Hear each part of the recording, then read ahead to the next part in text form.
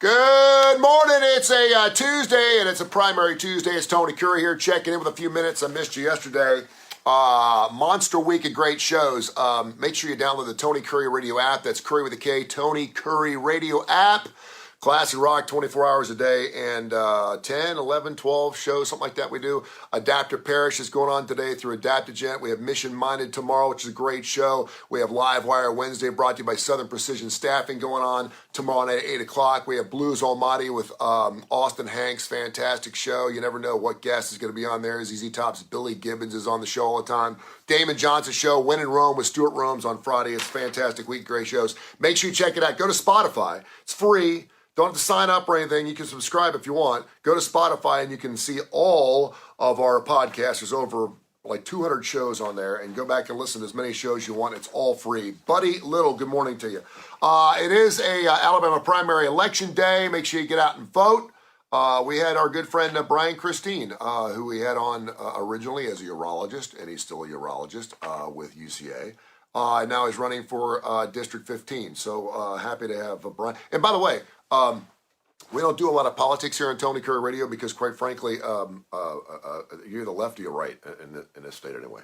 And there ain't a whole lot of people that are left. But we don't talk a lot of politics because, quite frankly, I don't know what we could really get into that's going to change anything. You're the one way or the other. We're not here to change anyone's views, but we always open up the radio station. Anyone wants to talk about that kind of stuff, and Brian did that, so we're happy to have him on. Brandon Austin Morris, good morning to you. So this summer is going to be like unlike any summer we've had in blockbuster movies. We got the Elvis movie coming out with Tom Hanks. You got the Jurassic Park movie coming out. I love that whole series of movies. It's going to be the last one. I always watch it with my oldest son. It's a thing we do. So every 4 or 5 years, we go check out a movie. And then, of course, Top Gun is coming out this week. And you're going to think I'm crazy here, but I never saw the original Top Gun. I know, 36 years ago, I've never seen Top Gun. I've never seen it. So I was on last week and I was asking people, do you think I should see the original Top Gun before I see the second? Because the second one, listen, Tom Cruise, you can think he's a weirdo, strange dude, but he's a badass, man. He's going to turn 60 years old in July. The dude's unbelievable. The Mission Impossible movie's coming out. And I'm not one of these Tom Cruise, Tom Cruise. But dude's unbelievable. At the age of 59 or 60, it's unreal. So last night I watched Top Gun for the first time. My movie review, despite the fact that it came out 36 years ago, it was a great movie. I was at a good place last night where I had a couple hours to sit back, don't have to think too much. Because huge blockbuster flick, cost $15 million to make, made like $400 million. By the way, the brand new one's costing 10 times that, $152 million. But it was a great movie, and I could see where all the phrases came from, my need for speed, all that stuff. It was a great flick. Little surprised, Kelly McGillis was smoking hot in that movie, and obviously Kelly McGillis doesn't look like that now, but I do respect the fact that she doesn't want to have that Hollywood thing going anymore, so she's like, I'm out. It would have been great to have the Iceman back in the next one, Top Gun Maverick, but that's not going to happen. Meg Ryan, I don't know if she's in the new one or not. She was looking pretty good. But yeah, it's unbelievable. And the thing that just amazed me, because Tom Cruise was 24 years of age when he made that, he looked like such a child, man. That shit-eating grin he had through the entire movie, it was great. Loved it. And you know, when you go back and look at, like if you go back and watch Jaws now, it sucks. It's just terrible. And not so much because of the computer animation and stuff, but the storyline was slow. It was lousy. We got so many different things coming at us now. It was just really, really slow. It was good. I show like Jaws to my 17-year-old son. He's like, I don't get it. This kept people out of the water. I'm like, whatever. But yeah, great flick, and I'm looking forward to seeing the next one. I'll go see it this weekend, Top Gun. Also want to wish a happy birthday to Bob Dylan, turns 81 today. Tommy Chong, who I consider a friend of mine, is 84. He is still smoking. Tommy was on my show when I first came to town, like 1994, 1995, something like that. And, you know, I used to do all these crazy stunts. It was part of my contract with Classic Rock 99.5 that I would do one stunt a year. And, you know, I did the billboard thing where I stayed on the billboard till Alabama won a football game back in 1990. I did the one-man wave.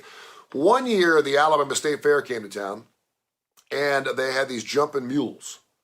A mule that would jump into 4 feet of water from 30 feet.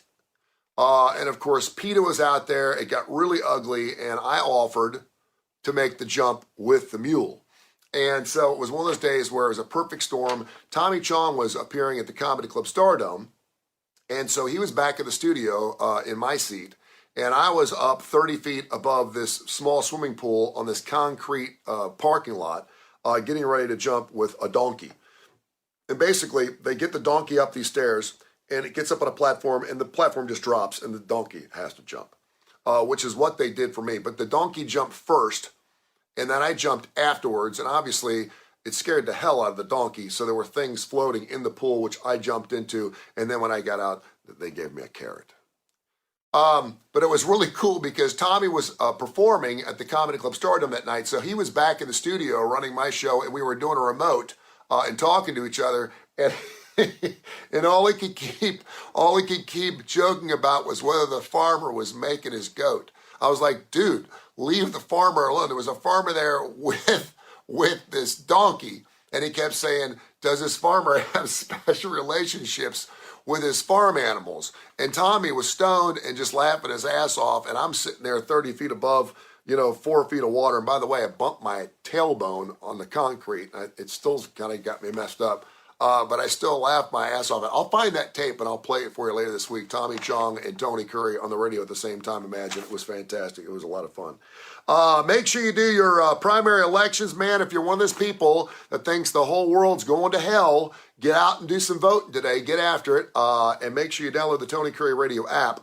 And get into some classic rock and get into all of our great shows on Spotify. All you got to do is go to Spotify, search Tony Kurre Radio. It's Kurre, K-U-R-R-E, Tony Kurre Radio, and you'll see all of our shows going back months, and they're fantastic. Pick and choose. We have classic rock shows. We have blues shows. We have business shows. We have shows about business. We have all kinds of really cool shows, so check it out on Spotify and Tony Kurre Radio. It's great. Finally, don't forget Dr. Josh will be back in here with me on Thursday. We'll be doing our wonderful show, the Curry and Claypost Show. Again, we had Brian Christine on this past Thursday. And then, of course, Thursday morning, right around 9:35, we'll be live on Fox 6. I'm not sure what we're going to be talking about on Fox 6. I would like to get into the story, though. And I think this is a little beneath Fox 6 because they are the #1 news organization in town. But there was this great story about this gal who came out on TikTok the other night. And she had dated this guy for like 2 or 3 months. It was going really good. And then she was getting ready with the assumption that they were going to get intimate for the first time on their date. And they were intimate. And the next night, he texts her and says, listen, I don't think I can be with you anymore. And she's like, what are you talking about? She thought it was a joke. And it was because she had hairy armpits. He's like, I'm sorry, I think you're sexy, I think you're fun, I like you and everything, but I just can't get past the idea of dating a woman and making love to a woman with hairy armpits. I gotta ask you, is that a deal breaker? First of all, I don't think he handled it right, because you could probably say, listen, if she's got the whole package, she's smart, she's intelligent, she's beautiful, she's sexy, her body's rocking, you're having a good time with her, you're laughing, you're sharing fears and dreams and all that. You may want to go, hey, what's up with that? Is that a normal thing? Did you just forget? A lot of women, they always say that when you go meet a woman for a date, there's 2 ways you can find out if you're going to end up making love to her, and that is if she has eggs in her refrigerator because she's going to make breakfast, or you're going to make breakfast the next morning, and if she shaves her legs. Well, if she doesn't shave her armpits, and I know this is 2022, I get that, then you're probably thinking to yourself, okay, this woman's really comfortable. But if you're not used to seeing that, have you ever been with a woman, you guys out there, Connie Foshi, have you ever been out there? And I know this is a new thing where women are more comfortable with their bodies, and that's great. But it doesn't mean that us guys have to like it. And if we're not used to being with a woman with hairy armpits, it can take you back a little bit. A lot of guys would say that even if you're with a woman who hasn't shaved her legs in a few days, it's kind of a turnoff. And that's fine. If that's not what you like, that's good. And a woman goes, screw you, I'm doing my thing. Brian Les, good morning to you. Brian says, nope, he will not date a woman with hairy armpits. So is that a major turnoff? Now, could he have handled it differently? Yeah. He could have said, hey, listen, I really like you. I'm not used to it. It made me a little uncomfortable. I'm crazy about you, but I just can't get past that. Now, she could certainly make an argument about something, and she did. She turned the tables and she said, well, I don't like the fact that your penis looks like a croissant, is what she said. I didn't realize that a penis looks like a croissant. It looks a lot better than that. Good morning to you, Richard Evans. So that's one thing that I think women are going to deal with a little bit. If you're one of these types of women where you just don't, you want to do it your way, and you're like, I'm a woman, you have body hair, I should have body hair, it's fine. But what women don't realize is guys also manscape. Guys want to look good too. So we're trying to, from a hygienical standpoint, try to look as attractive to you as we possibly can.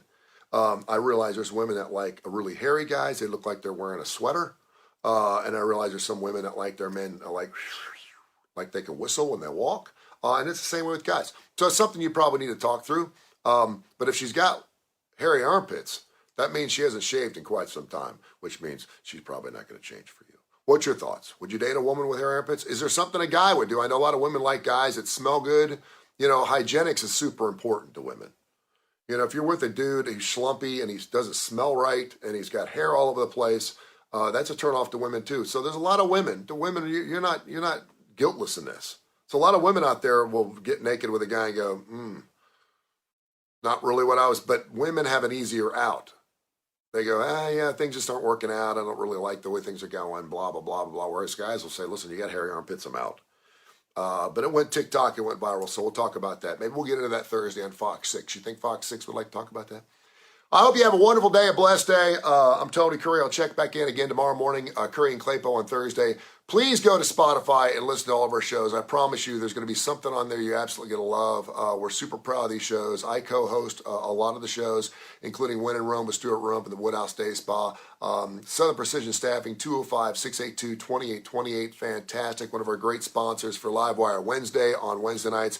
Mission Minded with Michael Coleman. Adapter Paris with Dr. Josh Claypo and Dr. Alex Hubline. That show runs today at noon and 8. We have Dark Side of the Pooch with Dr. Rab Stewart. We have a shit ton of doctors on this radio station. It's got to be good, man. But it's a wonderful show, so check it out. Of course, listen to the Tony Kurre Radio app if you love classic rock. Have yourself a wonderful day, and bless you.